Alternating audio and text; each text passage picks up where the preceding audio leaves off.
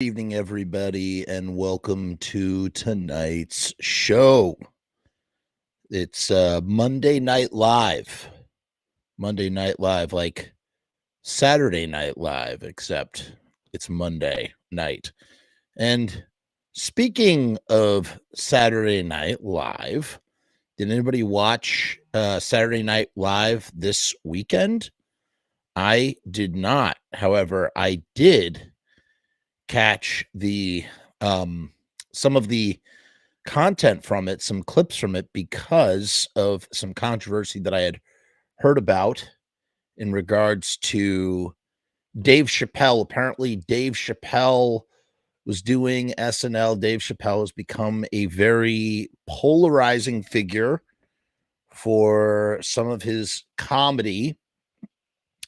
And he said a lot of really Dave Chappelle likes to punch down on marginalized communities.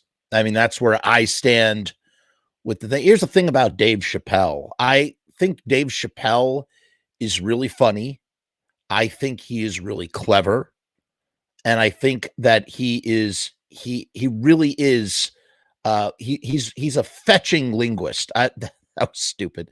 Not a fetching linguist. I like he's just really good with words. He's very, very crafty. And as reflected in what we're going to look at in just a second, I think Dave Chappelle wastes his talents on just really, really like ignorant, stupid stuff, I guess.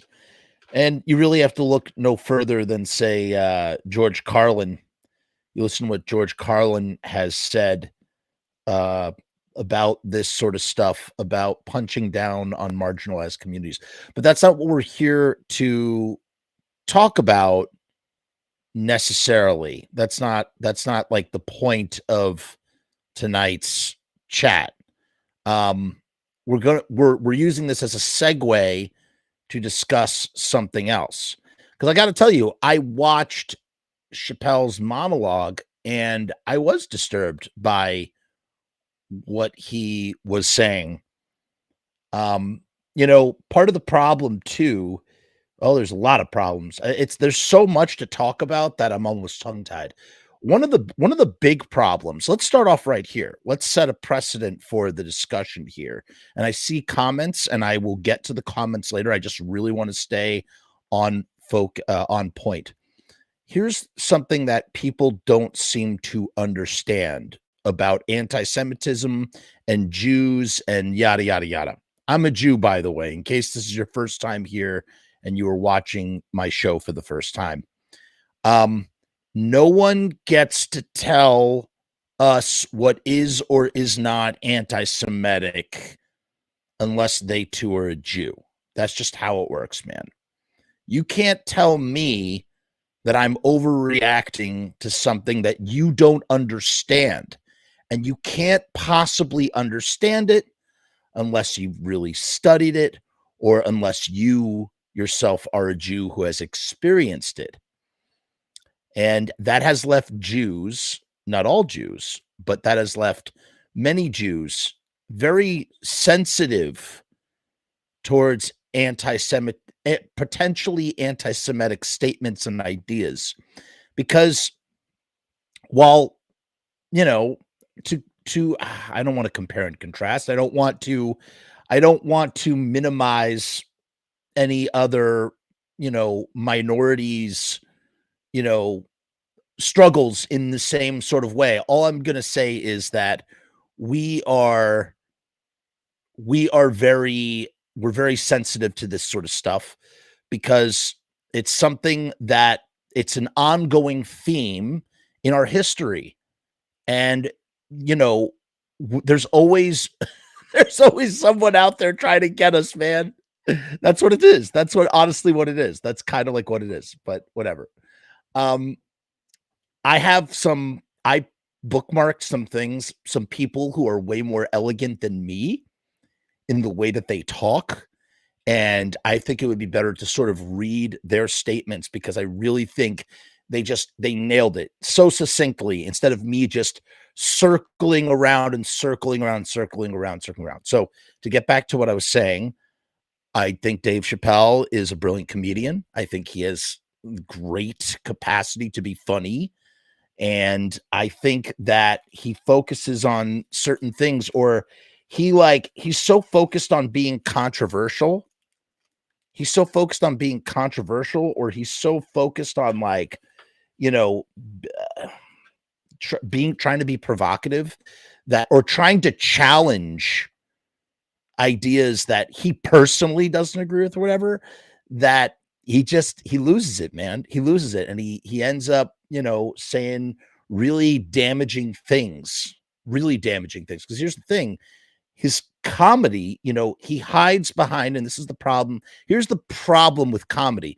Comedy is like a sacred art form, and comedians in particular feel super passionate about protecting this sacred art form, this sacred speech. But what happens when comedy becomes a delivery system for hate or for prejudice or for stereotypes, where it's going beyond what its intent, where it can actively cause harm, that sort of thing. And so let's keep going here, because this is just the intro to what I want to discuss here. This is just the intro. Let's go here first. Here's a great example of how damaging, of the damage that I'm talking about, of the problem when comedians, not all comedians, when this thing, this is the thing that everybody's worried about right here. I'm going to show you the problem with comedy. Sometimes, I'm not saying, and by the way, I just want to emphasize, comedy should not be, I'm not saying that comedy should be censored, but I'm saying that with comedy, there comes a certain responsibility, man. And that it maybe, if your comedy is damaging or hurting marginalized peoples who deal with threats of violence or deal with threats to bodily harm, then maybe that should be looked at. That's the point. And look no further than this screenshot. White supremacist proud of Dave Chappelle today. White pill prole. The Dave Chappelle thing is great. Talk about the reality of Jewish power, talking about the reality of Jewish powers being normalized. He's doing it in a very soft and respectful way. There's a chain reaction of celebrities drawing attention to it with no end in sight. I think the Jews ought to be terrified. The rhetoric doesn't have to be hateful. Once the spell is broken and a concept like Jewish power, this is in quotation marks, doesn't seem crazy, the next most natural thought is, this is what Hitler had to deal with? This destroys the entire mythology of the liberal world order. Take that last part again, okay? And this is the type of shit. These are the dog whistles. These are the people that are receiving the very subtle signal that's layered within the comedy. Let's take that last part again. The rhetoric doesn't have to be hateful. And this is in regards to Dave's very soft and respectful way that he is talking about the so-called quote unquote Jewish power, right? And then what this guy, White Pill Prole, in this Twitter comment, what this guy is now asking, now that we're normalizing the discussion Jewish power, let's jump to the next step. Let's take a look at from Hitler's POV. Maybe we can empathize with Hitler. That's kind of what he's saying. Is this what Hitler had to deal with? The idea that do you see where the path goes?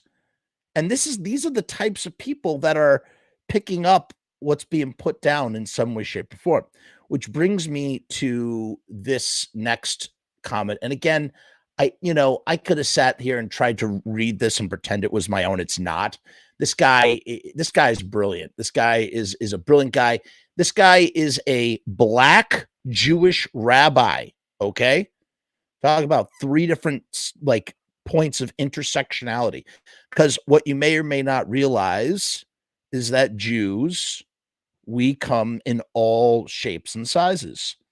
And there are plenty of black Jews out there, just in the way that you have what I am an Ashkenazi Jew, an Eastern European Jew. Okay. You have Mizrahim Jews. My wife is a Mizrahim Jew. Okay. Um, Mizrahim Jews are Iraqi mixed with North. Well, she's also North Libyan. In any case, let me read you what this black Jewish rabbi has said, and this is where I think he really just sort of nails it. Ready? Here we go. Follow me on this this thread, if you will. This guy says, no, I did not watch SNL. More accurately, I only watched the cold open and the weekend update. But having seen the monologue clips shared on Twitter, refusing to give YouTube the views, 2 things are apparent. 1, Dave Chappelle is still a genius. No arguing that at all, man. Dave Chappelle is absolutely a genius in what he does. Can't be denied. But 2, he definitely emboldened anti-Semitism. Ready? We're going to go down this thread here that he emboldened anti-Semitism. I could not agree more. As you could see, I hearted and retweeted all of his things. This is his thread. His monologue is a masterclass in rib nudging, eye winking, plausible deniability that mixes in just enough real commentary that you almost don't realize that he never denounces Kanye, Kyrie, the other guy's Kyrie, for their views, but for their big mouths. So, and that's true, man. And I didn't have to read that to take that away. I was reserving my judgment until I watched watched it myself to see what was what. Okay. And that is absolutely what I saw. There is a real comedy being strung through, and the real comedy is that there is a Jewish power, and if you mess with that Jewish power, you're going to be shut down. And that Kanye was foolish just for speaking up, that he should have kept his mouth shut. That's what it was, man. And it's true. He does not denounce Kanye for his views.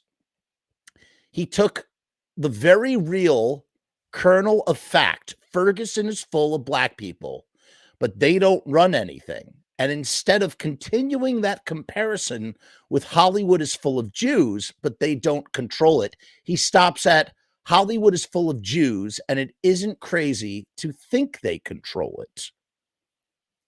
How about that? How about that? It's just crazy to say it, right? So Chappelle is not like, and notice the irony of starting off his monologue with, I denounce anti-Semitism and I stand with my Jewish brethren. That's all part of his masterclass of the subtle, insidious nature by which he weaves this commentary, man. That I have to hand it to Chappelle. He's brilliant, man. He's brilliant. He's brilliant in the wrong way, but he's brilliant. They call him the GOAT for a reason, and that is why he went on SNL, which is, headed by Lorne Michaels, who's Jewish, and spoke on national television, doubling down on what Kanye West was saying, and made everybody think that he was ribbing Kanye West when he wasn't. Right? Also, the backlash against the 2 specific people for spreading anti-Semitism, that was Kanye and Kyrie, is not, Also, the backlash against 2 specific people for spreading anti-Semitism is not blaming black people for Jewish suffering. It was disingenuous of him to present it as such, and also masterfully insidious. His opening statement and jokes about apologies smacked all of the bullshits. You hush up now, Kanye. Yous are going to get us into trouble with them. And that's the thing. It's this idea of Jews being other, the shadow cabal. That is secretly going to get us all. Go on now, get. Is there legitimate is there legitimate commentary to be made about disproportionate and often racialized vitriol in response to anti-Semitism from people of color that isn't matched in fervor when the shoe is on the other foot? Sure. The JOCs of Twitter have long been saying this. The JOC, by the way, is Jews of color, like our friend here, who is the black Jewish rabbi. But this monologue, nah. But it was morbidly, I love this. This is the perfect way to describe it. It was morbid. What Dave Chappelle did was morbidly impressive and depressing to see Chappelle flip anti-Semitic criticism with the inverse dog whistling that is often employed in anti-Black rhetoric. Inverse dog whistling.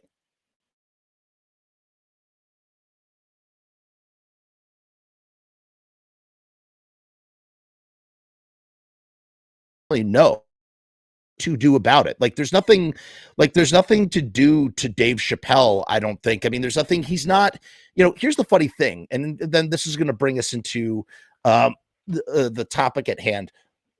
This idea of this idea of cancel culture, silencing people. Should Dave Chappelle be canceled? Do you cancel comedians? Can you censor comedy? I think the answer to all these questions is nothing. You don't do anything. You just have conversations about it. No one can stop Dave Chappelle from telling his jokes. Nobody, quite clearly, Dave Chappelle, here's Dave Chappelle after all of his controversy. Here he is on SNL. Dave Chappelle has not been canceled. He hasn't. He really hasn't. I think if anything, the one thing to do is to do what we're doing right now, is talk about it. Just talk about it. Shine light on what it is. Shine light on what it really is. And I think Ma Nishtana, as he's called, Ma Nishtana, that's Hebrew. Ma Nishtana, Halila Hazeh, na. It's from a song. Halila Hazeh, Halila Hazeh. Ma Nishtana here, Black Jewish rabbi, perfectly outlines and breaks it down for us. And for anybody who wants this thread here, if anybody wants to read this again, check this out. It's in the comments right now. Check out this thread. I think it really reflects, it just nails it on the head. So what is Dave Chappelle saying? Dave Chappelle said, here's something so here's the other thing that Dave Chappelle said. He said that, if it's Black people, it's a gang. If it's Italian people, it's a mob. And if it's Jewish people, it's a coincidence. Meaning that any accusation against Jews is unfounded, or whatever, that Jews are beyond any sort of criticism, that we are too sensitive, and we are beyond any sort of criticism. You can't criticize us in any way, shape, or form. But like I said, I don't think you get to decide that if you're not Jewish, man. That's the bottom line. If you're not a Jew, you don't get to decide what is or is not offensive to Jews. It's really that cut and dry. When Dave Chappelle says, and Jews are a coincidence, Italians are a mob, Blacks are a gang, and Jews are a coincidence, that's bullshit, man. Because there's 1,000 names for Jews. We have 1,000 names, and some of them go back as far as a millennia, man. So it's like he's presenting that what he is dealing as very real commentary disguised as comedy. And, here, look, we have somebody, look at this. We already have our first anti-Semitic conspiracy theory in the comments already. The Khazars. Yeah. Oh my God, my Wi-Fi. I can't afford my Wi-Fi. Wi-Fi is acting up. Oh no, my Wi-Fi. My Wi-Fi. Oh man. In any case, the idea the idea that basically the idea that, you know, we don't have 1,000 names. We do. And the Khazars is another one. There's another great example. This is a straight up anti-Semitic conspiracy theory. The Khazars, right? You can Google it if you want. I'm not even going to waste any time explaining what it is. The point is that we have lots and lots and lots of names. And Dave Chappelle is trying to frame it as that we are untouchable, that we are above it all. And they're not. We are not. We get it all the time. I'm getting it in the comments right now. There you go. Right? So there you have it. Now that brings us to this idea, this notion of what Dave Chappelle is saying in his comedy, in his stand-up, in his monologue. What is Dave Chappelle saying? Dave Chappelle is saying that Jews run Hollywood, or that it's possible that it's likely that Jews run Hollywood, whatever, the myriad of things, right? In the same way that he said that just because there's a lot of black people in Ferguson does not necessarily mean that black people run Ferguson. Was that the quote? Something like that. But here's the thing. The reality is that while Jews don't necessarily run or control all of Hollywood, there are a lot of Jews in Hollywood. You know what I'm saying? Thank you, James, for supporting the channel. He says, about to crash, but wanted to stop by for a second. I'll catch the download. Shalom, my brother. Much love. Thank you, James. The idea that Jews control Hollywood it's weird, because at the bottom line, Jews sort of built Hollywood, right? And there's a reason why Jews built Hollywood. And that's what we're going to dive into, how Jews built Hollywood. But here's the reality. Here's the overall reality. If Jews were really truly in control of Hollywood the way Dave Chappelle wants to allude, or Kanye or anybody else, and that was how Dave Chappelle sort of ended, his thing. He said, Kanye, your big problem wasn't that what you said, it was that you took the sneaker deal, because they can take that away from you. It's this idea that the Jews punished Kanye West, and that the Jews can punish anybody that stands up to them, or, calls them out, or is hateful towards them. So then why is someone like Mel Gibson still working? John of Doom's favorite guy, Mel Gibson. Why is Mel Gibson still working? Huh?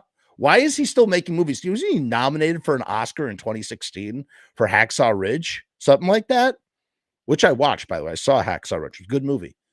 But that's my point, is that Mel Gibson is very, he had some rough years for a while where he wasn't getting work. Mel Gibson is out there, right? All these people are still out there, like it's not like that. Nobody's been silenced. It's bullshit. It's complete bullshit, man. Let's look now at how Hollywood was built by American Jews. That's what I wanted to bring this all to. And my intro was a little bit longer than I wanted it to be. So I'll make a button where you can skip and come directly here. There's so much more that I want to say about, this conversation about comedy, because it's really not cut and dry. I think it's really weird. I don't want comedy to be censored. I don't think comedy should be censored. I do think some comedy is really hurtful, and I do think some comedy can be really damaging to marginalized communities. That's the reality of the situation. I think Dave Chappelle is wrong for his views on the trans community. I think Dave Chappelle is wrong for his views on Jews. I also think Dave Chappelle is a brilliant comedian. I can think all of these things. I think that it's a tangled mess of a situation. And I also think, I just want to clarify that, like I said, I think the solution is just to talk about it's just to talk about it, really. So let's dive into this now. Enough of this intro. As a matter of fact, before we get started, let's go to our sponsor real quick. Riotstickers.com is our sponsor for this channel. We love riotstickers.com. They do a fantastic, marvelous job printing stickers. As you can see right here, these stickers have a UV coating which protects them from the sunlight. They're printed on vinyl, which makes them waterproof. And we're doing a special deal. You can get 3-inch by 3-inch stickers. You can get 1,000 stickers for $79. That's 7 cents per sticker. Okay. Yes, Dan, that is correct. They are the bomb. You can only get this deal through our URL right here, riotstickers.com/Frumess, Frumess. That's riotstickers.com/Frumess. Check it out. Riotstickers.com. Riot Stickers, we're the bomb. Not going to find that deal anywhere else. It's a great deal. I'm going to play the little Less Than Jake song, and then we're going to dive in and talk about how the Jews built Hollywood. We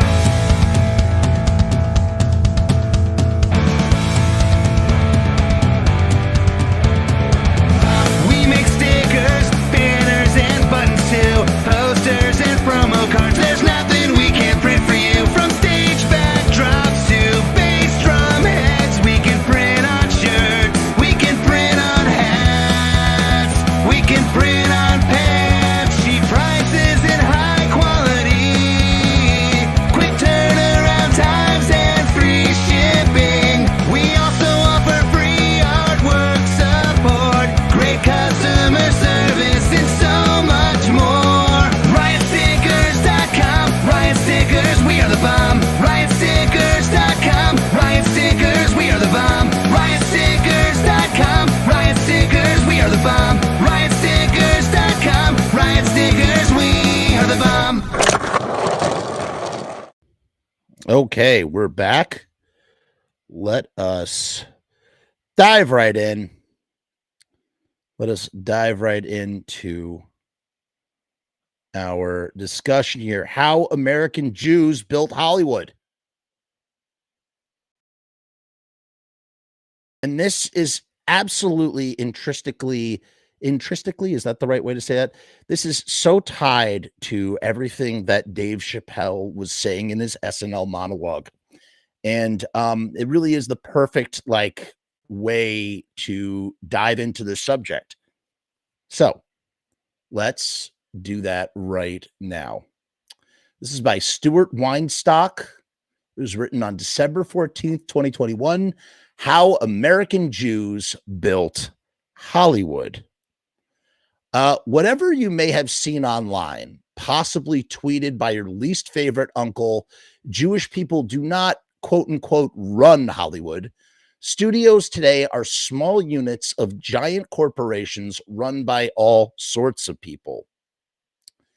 However, it is true that Jewish Americans, many who were recent immigrants, i.e., I'm going to butcher these last names, Carl Lamal, Adolf Zucker, Sam Goldwyn, were some of the founders of key Hollywood studios, along with others who were not Jewish, like Thomas Ince, Max Sennett, and Walt Disney.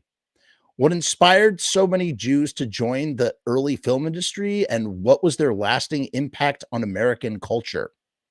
Here you go. Here is a picture of the famous players.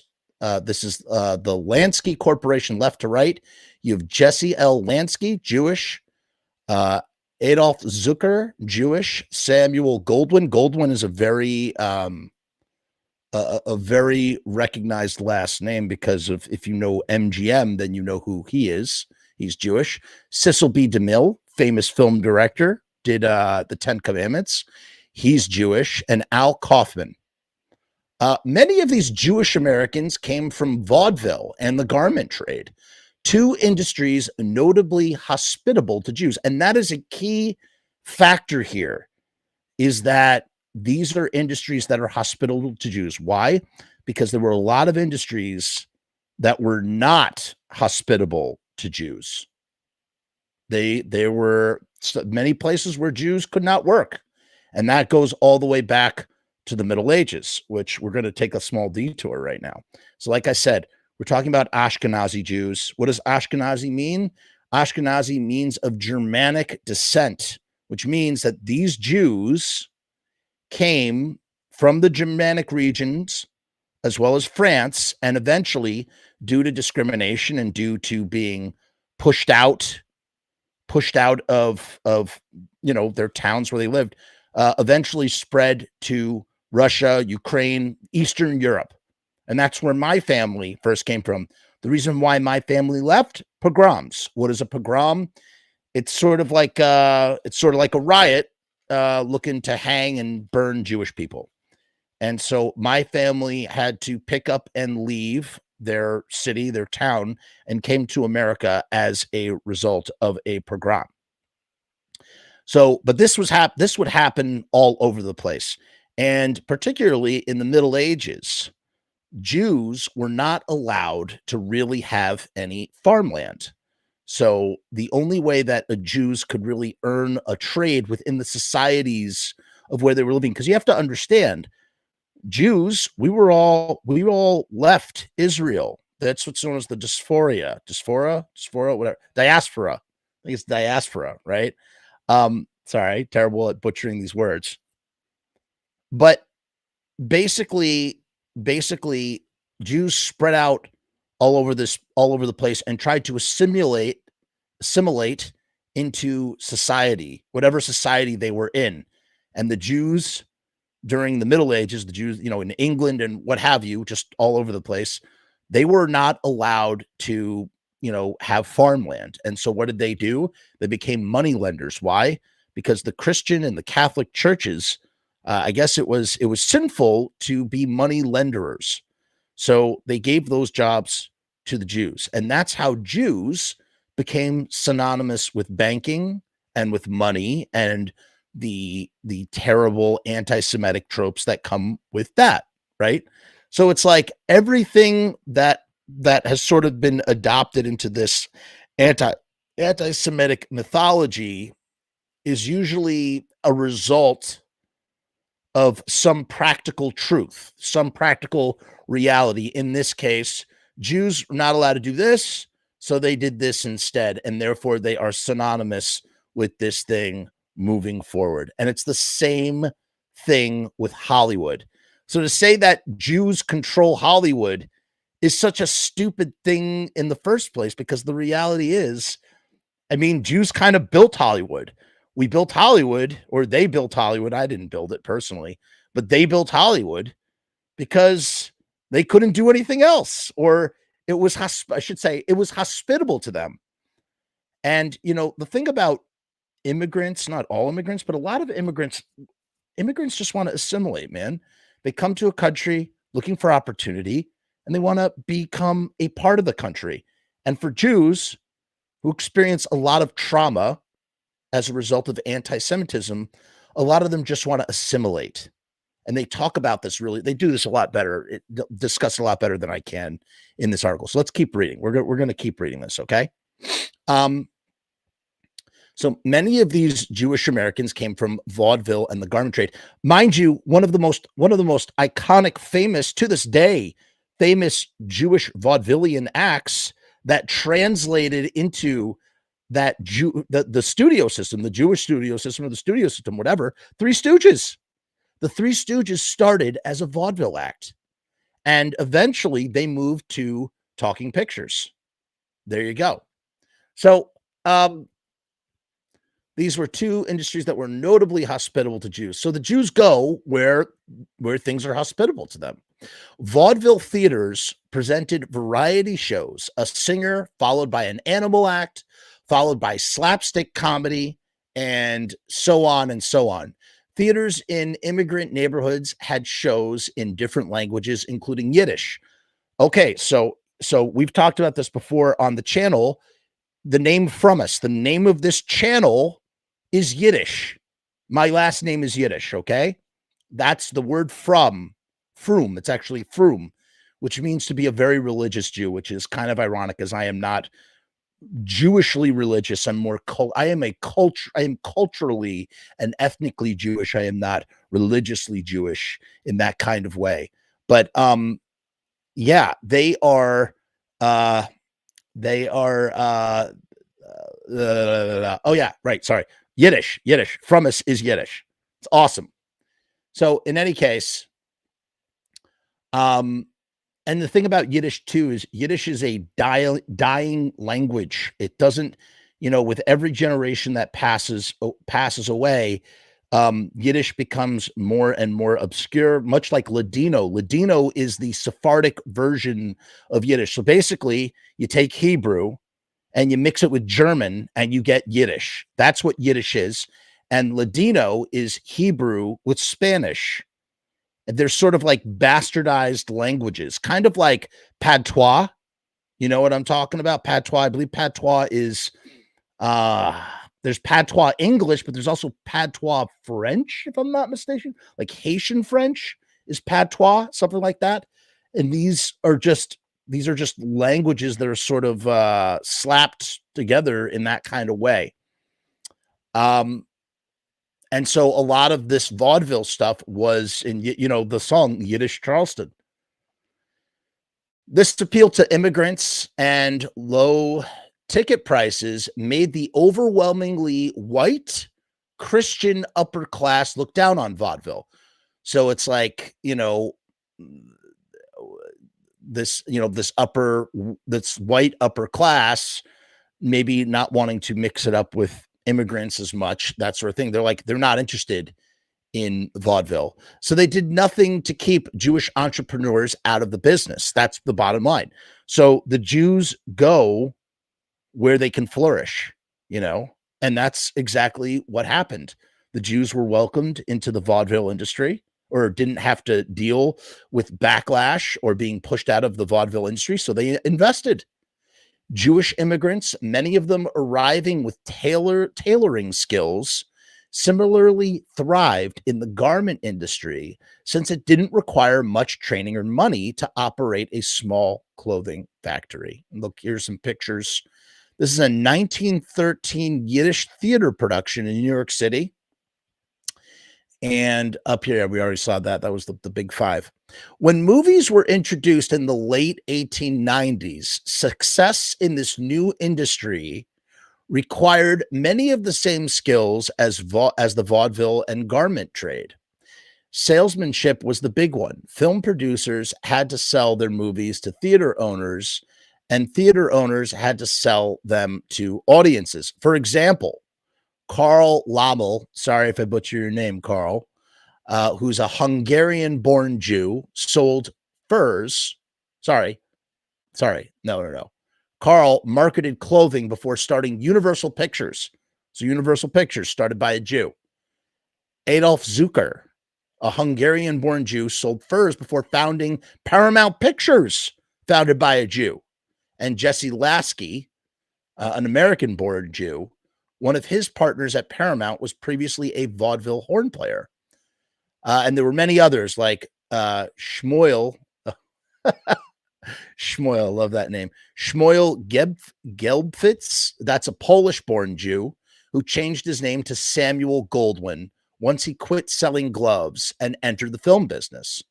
And then you have Marcus Lowe, like Lowe Cinemas. Marcus Lowe, a Jew, an American-born Jew, also came from vaudeville before pivoting to movie theaters, AMC, Lowe's, and production. So here's the bottom line here. Okay. Here's the bottom line. You sit here going, oh, the Jews control Hollywood. The Jews founded Hollywood, man. Did you just hear what I said? Did you just hear all the shit that I read? It's just so ridiculous. Here's the thing. Jews didn't invent movies. Jews didn't invent movie studios. But black musicians did invent hip hop, right? Black musicians invented hip hop and rap. And typically, if you look at the hip hop rap industry, the majority of the artists there are fucking black. I mean, it would be like saying the equivalent of this notion, this anti-Semitic notion. It would be like saying that, black people control the hip hop rap industry, and that's not true. We know that's not true. You know what I'm saying? So it's like, just because Jews founded these studios and, really built built it up into what it becomes, does not mean that they are, part of this shadow cabal that can make or break or ban any which person. As again, mentioning Mel Gibson, who said some of the most who's one of the most high profile actors to say some of the most anti-Semitic shit ever, right? Say some of the most anti-Semitic shit ever, and he's still working. That's all I wanted that's really all I wanted to say about this whole thing, about Dave Chappelle and this notion of Jews, controlling Hollywood, but that's really not the biggest problem. I mean, it's not the biggest problem. The bigger problem is amplifying. It's the amplification of doubling down on Jewish stereotypes. That's the bottom line. That is the bottom line. So he came from, okay, so sorry, let me get back to this. He also came from vaudeville before pivoting to movie theaters, AMC Lowe's, and production. Ready? These Jewish American entrepreneurs succeeded because motion pictures were widely popular and Gentile industries. Gentile is, I don't really like this word Gentile because it's just not a nice word. It basically isn't. It's sort of pejorative word for non-Jews, I guess. Let me look up exactly what it means. Just not Jewish. That's literally what it means. I believe today it's kind of pejorative. I don't know. I don't use that word personally. In the same way, or maybe Gentile is okay. It's goyim. The goyim is not as nice of a word as it used to. In any case, Gentile industrialists largely wanted nothing to do with this business. The movie-going audience was primarily the working class and immigrants. Tickets were cheap, and silent cinema had no language barrier. So here you have this wide-form entertainment, cutting-edge technology, mind you. There's that myth. It's not true, but there's the myth of the first people that saw the train movie. You've all heard. Go look it up on YouTube. The movie of the train coming to the coming forward to the whatchamacallit, to the camera, gonna collide with the camera. And they all got up and ran out of the movie theater screaming because they thought they were going to be hit by a train. That's not actually true. That never actually happened. But it's this idea of this incredible immersive storytelling technology that does not require language. So if you are an immigrant, you're fresh off the boat, whether you're Italian, whether you're a Hungarian Jew, whatever the case may be, that you can go into a movie theater and enjoy this slapstick comedy that is funny whether you speak, no matter what language you are speaking. This audience so here's so it basically it flourished with these working class immigrants because there's no language barrier. And this audience made this again. So the audiences that are being attracted here made the mostly Protestant cultural elite dismiss film as lowbrow, and major investors considered it a passing fad. Could you imagine major investors at the time thinking that movies were a fad? As a result, some Catholic institutions even mobilized against motion pictures, believing that they were a corrupting influence. But the Jews were unaffected by Catholic teachings and mostly unbothered by this snobbery. They just Jews remained unaffected. So you have Jews flourishing in this economic industry where they don't have to, there's nobody telling them that they can't do it. It's the same thing as the Middle Ages to an extent, Instead, Jewish Americans in the film industry were affected by other prejudices. Jewish studio owners were eager to assimilate as Americans, like many Jewish immigrants of their time. They sought, because again, here's the thing. Here's the thing. When you faced anti-Semitism, when you've been driven out of your country, when you've been driven out of your country because of your Jewishness, there's nothing you want to do. You want to find sanctuary and you want to assimilate. You just want to be like everybody else. And that is the theme here, really, of this story that we're telling, this history that we're telling. They sought to publicly embrace their American identity and leave old world anti-Semitism behind. Through this, though the studio chairman didn't angelicize their names like some Jewish performers, meaning like, guys like Edward G. Robinson. We all know who he is, right? Edward G. Robinson, Kirk Douglas, and Lauren Bacall. In fact, studio executives' Jewish last names were used as anti-Semitic dog whistles.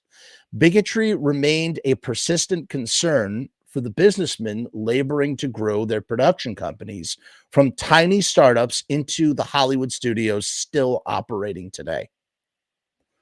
For example, Marcus Lowe bought the small studio Metro Pictures in 1920 to feed movies into his theaters.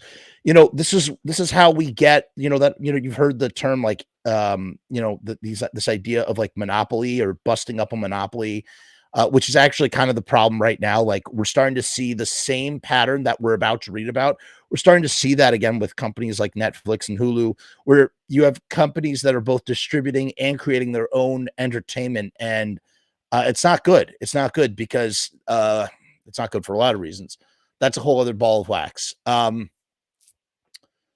But he needed to feed movies into his theaters. When Metro needed to grow to keep up with demand, Lowe bought out Samuel Goldwyn's company, Goldwyn Pictures. They later merged with another company owned by Louis B. Mayer, a Russian-born Jew. Their combined company was called Metro-Goldwyn-Mayer. The head of MGM, Louis B. Mayer, was so eager to be perceived as an assimilated American, he adopted the 4th of July as his birthday and celebrated it lavishly every year with his employees. So that is the birth of MGM. The movies produced by Hollywood studios downplayed cultural and religious differences and instead projected inclusivity onto American screens. However, social barriers around race proved much harder for movies to overcome. And I mean, we saw that's most prevalent with, Black actors around those times who still faced discrimination. Hollywood movies created a new homogenous white American culture identity that was so widely embraced by the movie-going public, it became the American identity. And it's so interesting.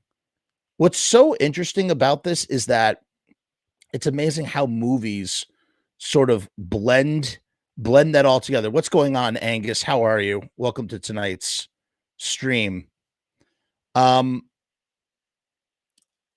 The idea that movies, these that are being seen by large amounts of people, through these elaborate distribution networks across the country, are sort of giving us our first taste of homogenized culture. In the same way that, look at the internet today. Look at how the internet operates today. The internet is so crazy where because you can basically look up any sort of subculture and, participate in it. Like, you don't have to be distinctive to the region from where that subculture comes from anymore. You don't have to like live in that small little enclave where that thing is happening. You could just simply go on the internet and identify as it or participate as it. The internet is a wide distribution network that has sort of homogenized a lot of subculture, and in a weird kind of way, movies sort of established this homogenized American identity, which is just a whole other ball of wax that could be sort of dissected if you wanted. The movies offered a vision uh, of a great melting pot that American society was still thriving to become. Jewish creators and businessmen seeking assimilation ultimately invented the culture that defined 20th century America, ironically, leaving it up to later generations to make that culture more inclusive of other identities, such as race, gender, and sexual orientation.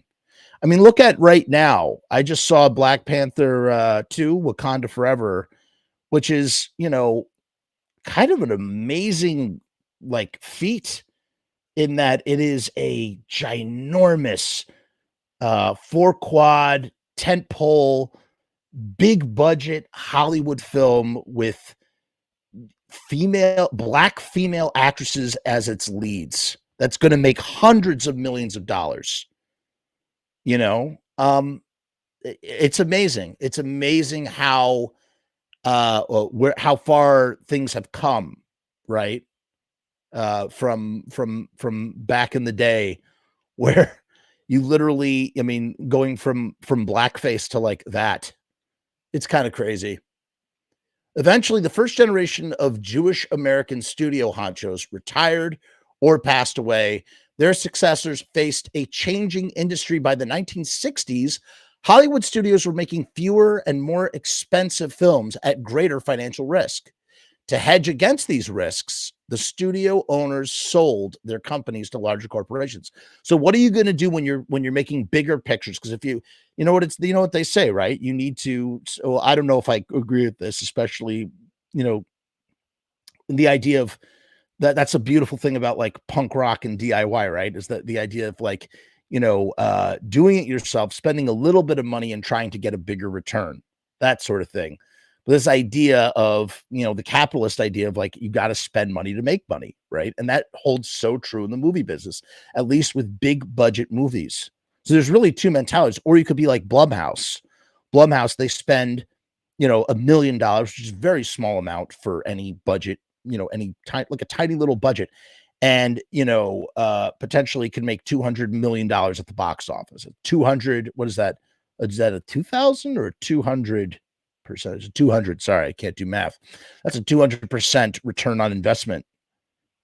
Spend less money on a high concept idea and hope to make a big box office versus the Marvel, sort of way, big blockbuster Marvel film where we're going to spend $300 million to make it, and we're going to spend another $300 million to market it, or maybe we're going to spend $200 million to market it, and we're hoping it's going to do $900 million at the box office. And even then, with all the clever creative accounting that there is, oh, well, this didn't really make any money. I think there's something, I forgot what movie it was. Maybe it was Rocky.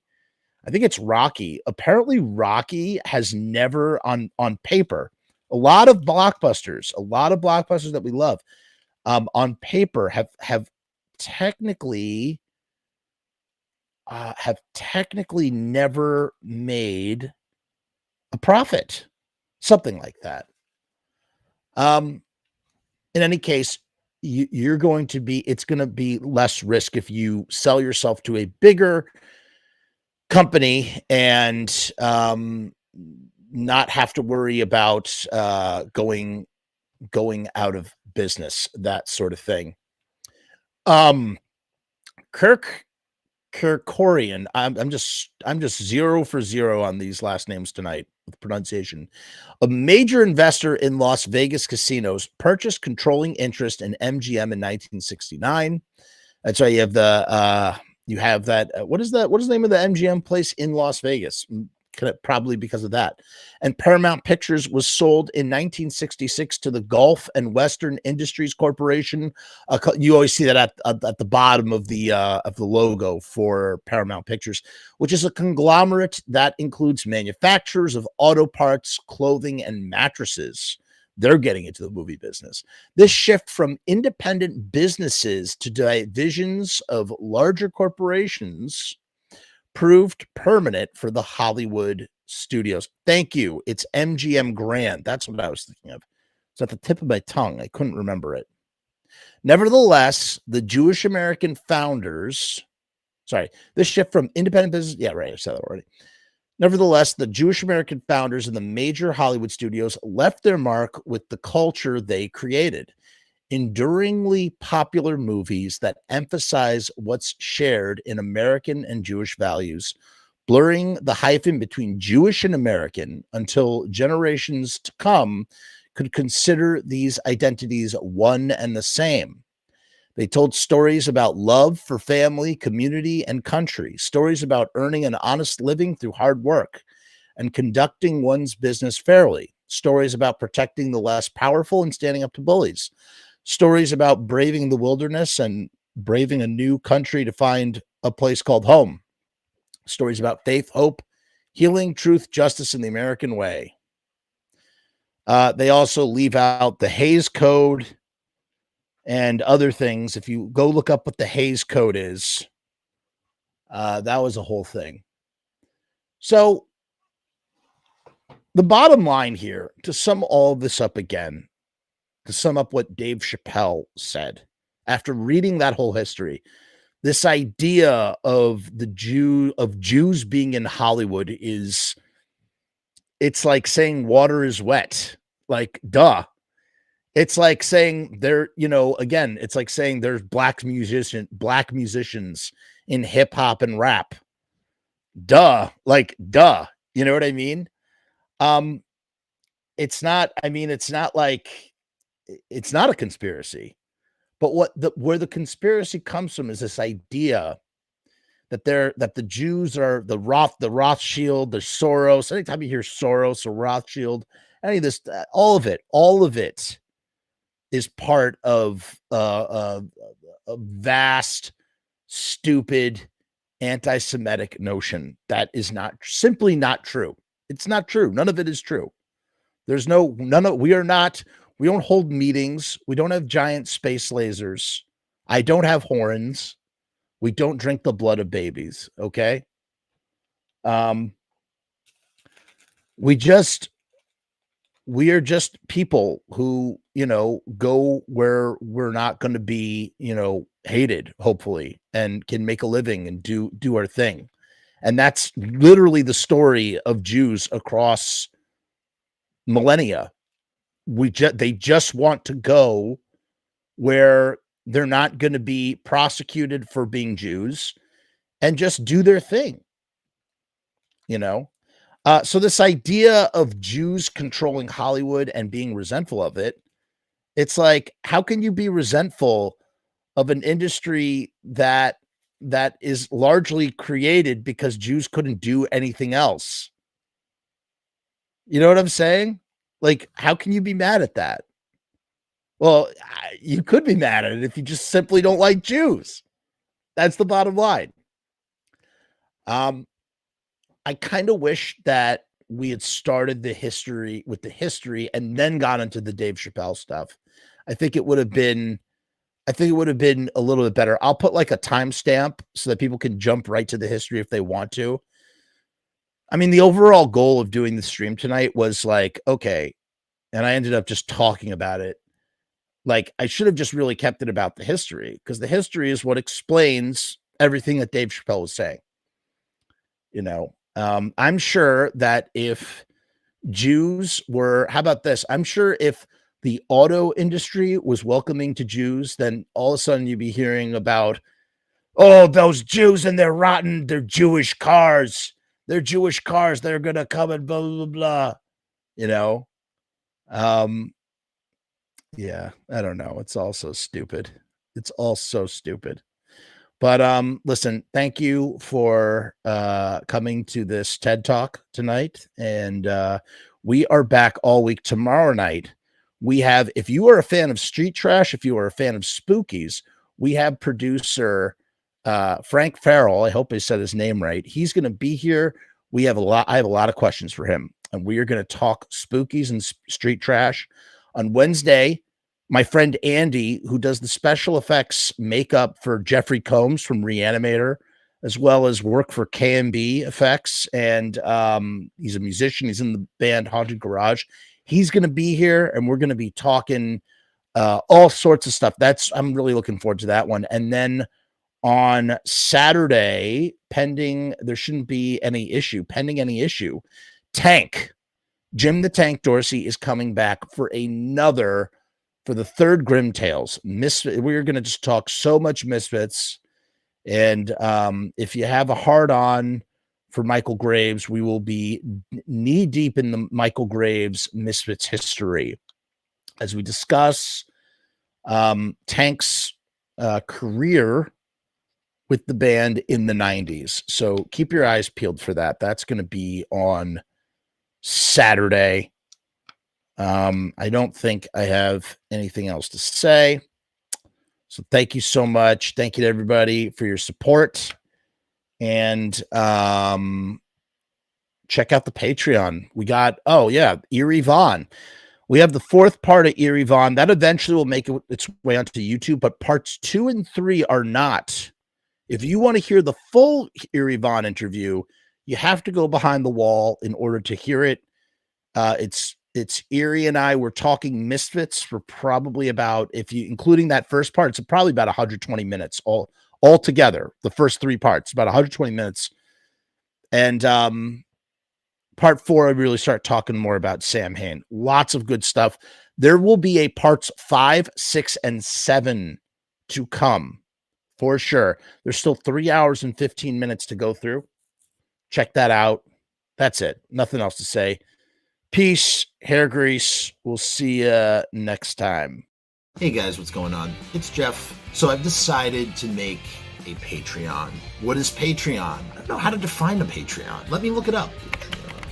Patreon is a membership platform that makes it very easy for creators to get paid for the things that they're already creating. I want to do it full time. I want this to be my full-time job. In my efforts to make that happen, I've set up this platform. Is it going to work? Is it going to be successful? I don't know, but I would rather try and crash and burn than not try at all. The goal is to create enough passive revenue so that I can continue to do this full-time, uninterrupted. Why? Because I love to do this. I love creating content. I love making videos. I love shooting films. I love doing podcasts. In case you couldn't tell, I love to talk and I never shut the fuck up.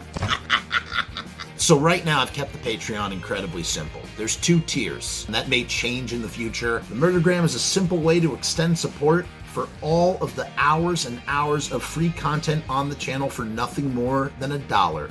38 cents goes to Patreon. What's $1.38, eh? It's less than a cup of coffee, but it's a great way that you can show support for very little effort. When you divide that $1.38 by the hours and hours and hours of time spent listening to this endless drivel of content, the dollar cost average works out. Next up is the YouTube Casualty for $6.66.